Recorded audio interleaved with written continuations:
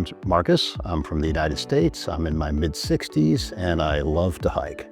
Some symptoms I was experiencing was pain in both knees and in one ankle. In the United States, where I'm from, my options appeared to be possible or eventual knee replacement. So I thought that stem cells would offer an opportunity to get it resolved. I found out about the Stem Cell Institute after doing a lot of research on the internet and reading a number of books and studies on the matter.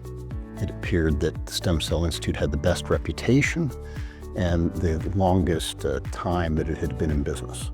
So when I arrived in Panama during my first visit, it seemed that I was greeted at the airport by sort of a private concierge type service that took me through immigration and then put me in a private car and got me straight to my hotel.